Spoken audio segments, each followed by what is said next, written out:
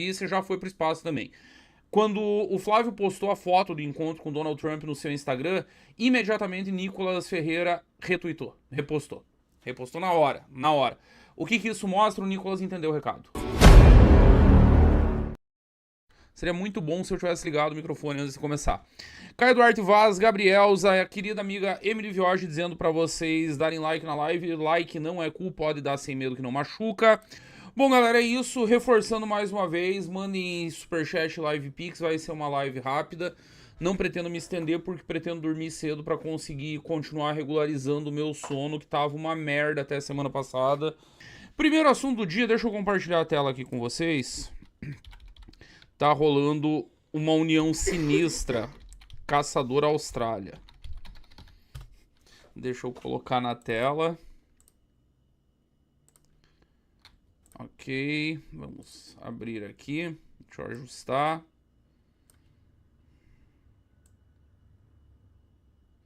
União anti-PT. Kim Paim diz que votaria em Renan Santos em eventual segundo turno contra o PT. Eduardo Bisotto, alinhado ao MBL, responde dizendo que também votaria em Flávio Bolsonaro em um eventual segundo turno contra o PT.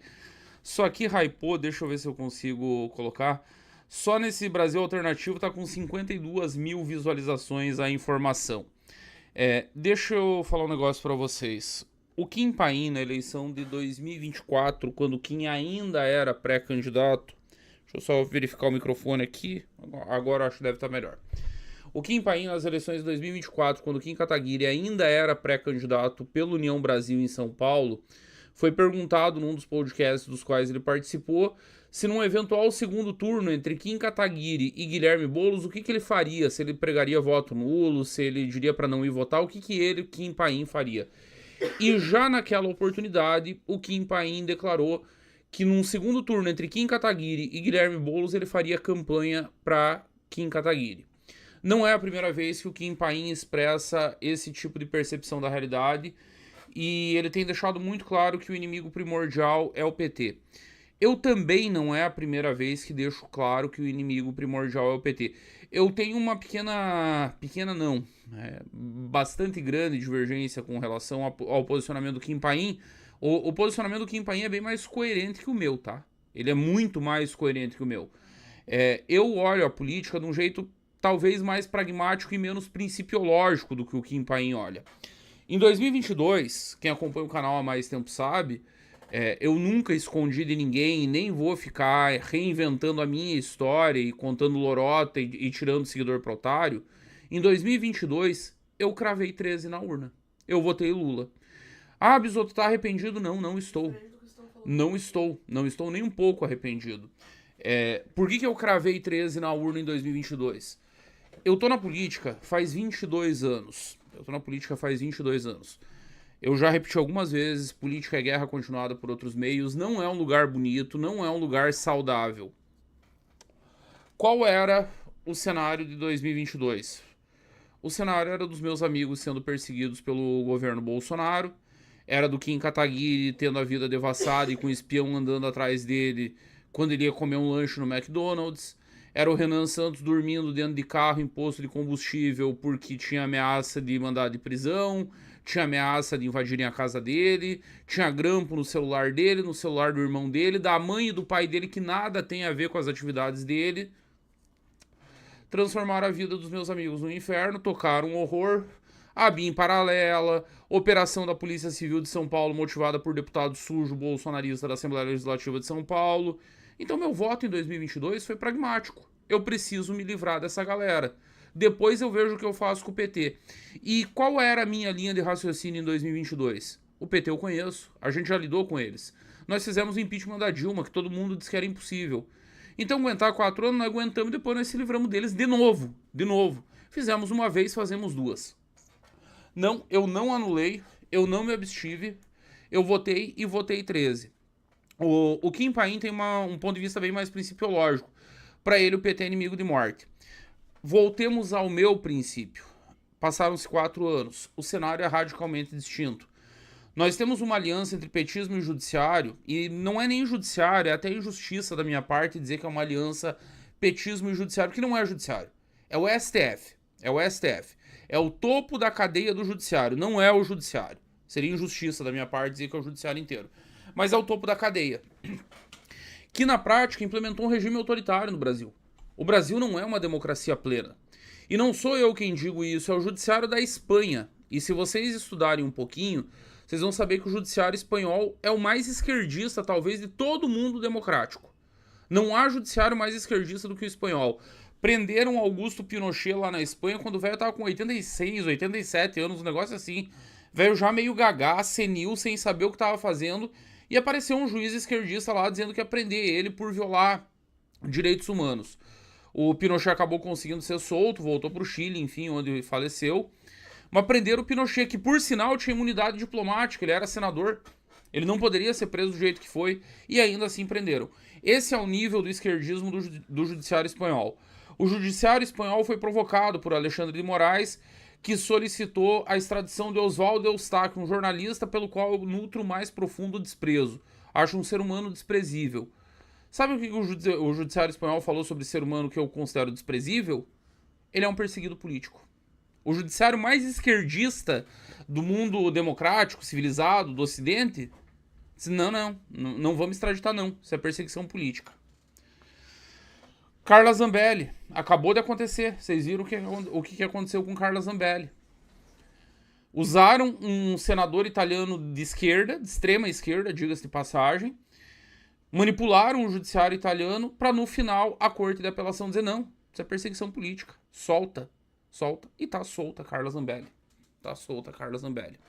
São várias decisões ao redor do mundo, também já teve decisão contra nos Estados Unidos que estão processando Alexandre de Moraes por tentar implementar a censura, inclusive contra empresas americanas, inclusive com decisões que avançam sobre a soberania americana, em solo americano. E é por isso que Alexandre de Moraes está sendo processado nos Estados Unidos pela Rumble. É um regime de exceção, é um regime autoritário, é um regime que, vamos lá, dura desde 2019, quando começou aquela pataquada do inquérito das fake news. Inquérito feito para proteger o amigo do meu pai, um propineiro contumaz que apareceu na lista de propina da Odebrecht.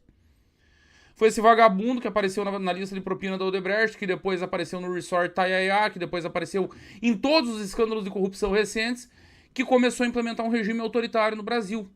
E agora esse regime autoritário tem executivo e judiciário sob sua posse. E aí nós temos um legislativo que tem lá o Hugo Mota, pelo amor de Deus, o Hugo Mota não tem currículo, tem ficha corrida. O Hugo Mota não tem o rabo preso, o rabo do Hugo Mota dá a volta no planeta Terra. Quando o moleque pensa em respirar, chamam ele pra uma janta com o Gilmar, com o Alexandre, com o Dino, e ele só falta sair rastejando. Davi Alcolumbre, misericórdia. É um milagre o que aconteceu com o Jorge Messias. Um milagre que só foi possível porque o próprio consórcio estava rachado. Porque o Messias não contava com o apoio de Alexandre de Moraes. Não contava com o apoio de Jacques Wagner. Não contava com o apoio de figuras-chave do regime. Mas é um regime autoritário. E diante de um regime autoritário, não há outra atitude decente no segundo turno, não há, que não seja de lutar contra esse regime. O meu voto foi pragmático em 2022. Eu não imagino o cenário em que Renan Santos não estará no segundo turno e eu já vou caminhar para o meu segundo ponto aqui. Deixa eu só pegar um dado que é importante para esse raciocínio que eu vou fazer com vocês agora. Deixa eu ir lá no Andrei Romance ou da Atlas. Deixa eu ver se eu acho o gráfico. Eu tô tentando achar um gráfico aqui que o Andrei Roman publicou, que é o gráfico da Atlas Intel na eleição da Colômbia. Aqui. Esse é o gráfico da disputa presidencial segundo a Atlas Intel na Colômbia. Começou com uma campanha polarizada, apenas entre dois candidatos, Abelardo de la Espriella e Ivan Cepeda. Quem é Abelardo de la Espriella? Eu fui estudar para entender. Que aí fica o gráfico na tela enquanto eu falo. A tua tela tá sendo compartilhada, né? Sim. Não é imagem. É navegador.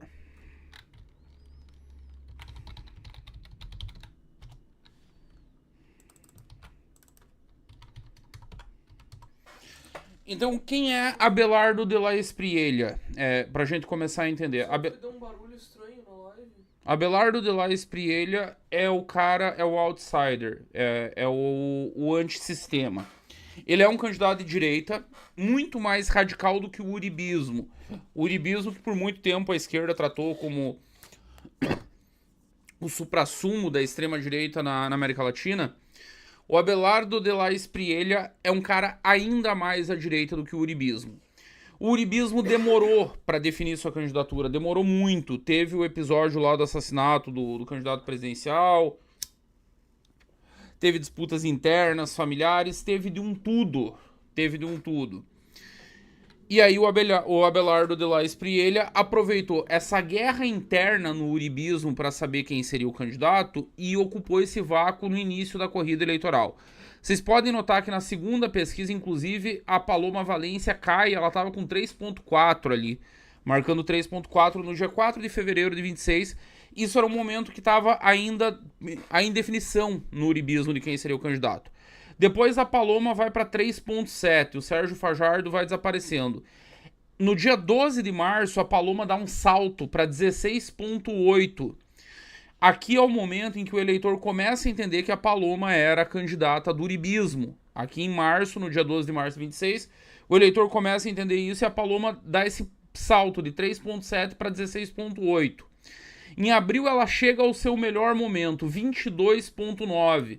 Na prática, praticamente um empate aqui entre a Paloma e o Abelardo de la Espriella, ela 22.9 e o Abelardo de la Espriella 27.2. O que aconteceu depois disso aqui?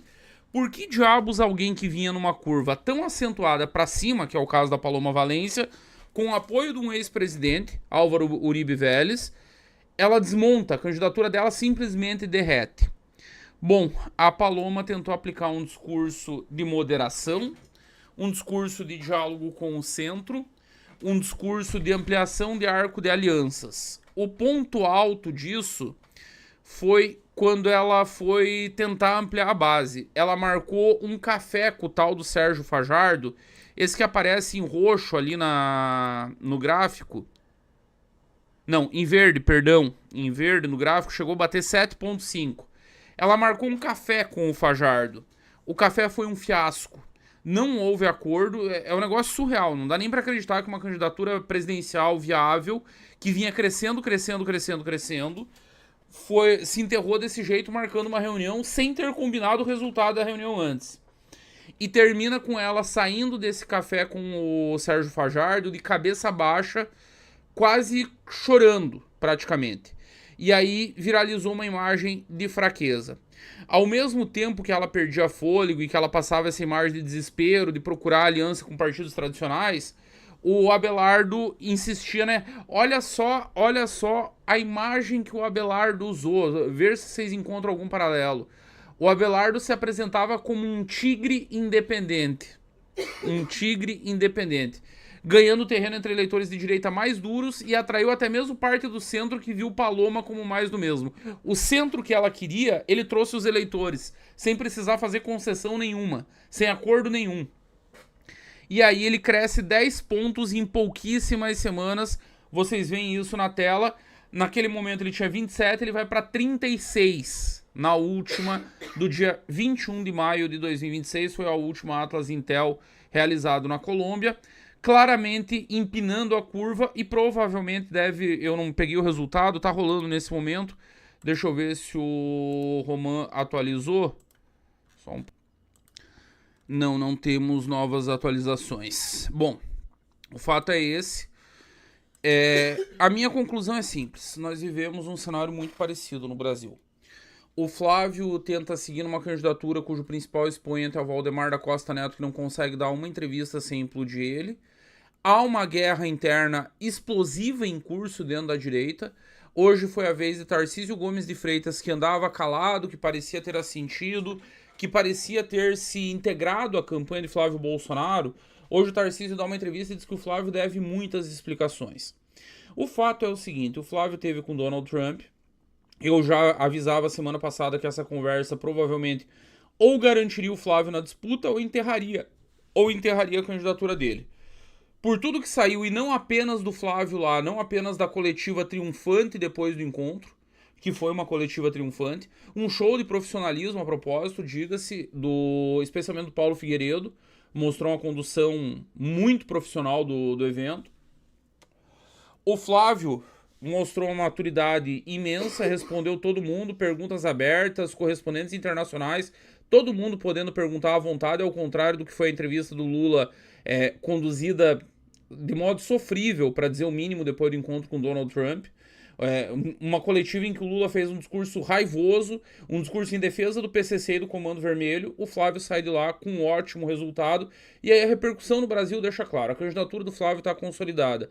Tarcísio parece ter escolhido o pior momento possível para tentar dar piti, para tentar alimentar o desgaste em relação ao Flávio Bolsonaro.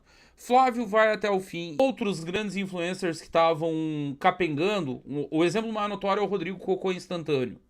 O Rodrigo Cocô Instantâneo voltou a rastejar hoje. Voltou a rastejar, voltou a pedir biscoito, voltou a dizer que, nossa, como o Flávio é maravilhoso, como o Paulo Figueiredo é inteligente. Mais um pouco ele ia dizer que o Eduardo também tem um pintão, que não é o Bananinha. É um pausudo. Só faltou isso, porque o resto o Rodrigo fez. E no final ainda chama isso de independência. Eu vejo cada coisa que até Deus duvida. Então, o Flávio vai até o fim. Eu acho o cenário muito parecido com o da Colômbia, com o Renan Santos no papel de Abelardo de Espinhella. Tem algumas diferenças fundamentais, por óbvio. A Colômbia é um país muito menor do que o Brasil. O Brasil é um continente. Fazer campanha no Brasil é fazer campanha num continente.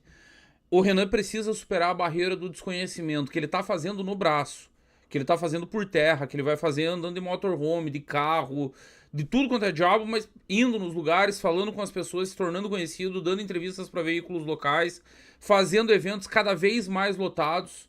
Os eventos de boteco parecem estar chegando ao fim. Daqui para frente acho que vai ser só auditório grande, porque o interesse, o hype que vai se gerando em torno da candidatura é cada vez maior. Por isso que o ritmo de crescimento não vai ser o do Abelardo de Espinhella. E aí eu vou pro nosso último assunto aqui. Já são 22 horas e 30 minutos. Eu vou pro nosso último ponto aqui. O que eu espero para Atlas Intel do dia 28? Faltam menos de 48 horas, patriotas. Aguardem. Eu espero o Renan na casa dos 7,5. Eu falei isso ontem no News. Eu tenho um cálculo de ritmo de crescimento, e o ritmo de crescimento não vai se manter, por óbvio, com o hype que estava na crise do Flávio. Não fizemos nenhum voto do Flávio, mas aquele hype serviu para que os independentes conhecessem mais Renan Santos. Então não mantém aquele ritmo, mas eu estou esperando um 7,5 legal na Atlas. Ato contínuo, vou cantar uma pedra para vocês. A partir do começo do mês que vem, vários institutos começarão a ajustar. E aí pode colocar Nexus, pode colocar Futura, pode colocar Quest. Todo mundo vai correr atrás da Atlas. E a desculpa vai ser muito simples. Quando Caiado e Zema anunciarem a retirada, e provavelmente assim que o meu amigo Flávio voltar de Washington, eles vão anunciar a retirada, a desculpa, não, mas é que os eleitores do Zema e do Caiado migraram pro Renan. Ele não tinha. É mentira, tá? É mentira. O Renan já tá na casa, já tá no que a Atlas diz que ele tá. Trackings de outros institutos já pegaram isso, não é só o tracking da Atlas que está pegando. Aliás, o tracking da Atlas já pegou mais do que isso. Trackings de outros institutos, trackings internos do PT, do PL, já pegaram o Renan perto de 10. A gente sabe que é soluço estatístico, que é dia muito específico, que é hora, que é um evento que aconteceu, mas já pegou perto de 10. Então não vai ser esse o motivo, mas eles vão ajustar. E a exposição midiática vai se tornar cada vez maior, a expressão vai ser cada vez maior. Estamos vivendo uma grande campanha, senhoras e senhores, e com um risco sério, bem sério, de se tornar uma campanha histórica, a maior que esse país já viu. Não parem, não retrocedam, só continuem. Cada um faz o seu, cada um põe uma plaquinha onde pode, um adesivo onde pode, distribui um panfleto, faz uma cartinha, marca um amigo, faz alguma coisa, manda dinheiro pra mim pra eu não morrer de fome. Vamos pra cima que o futuro é glorioso.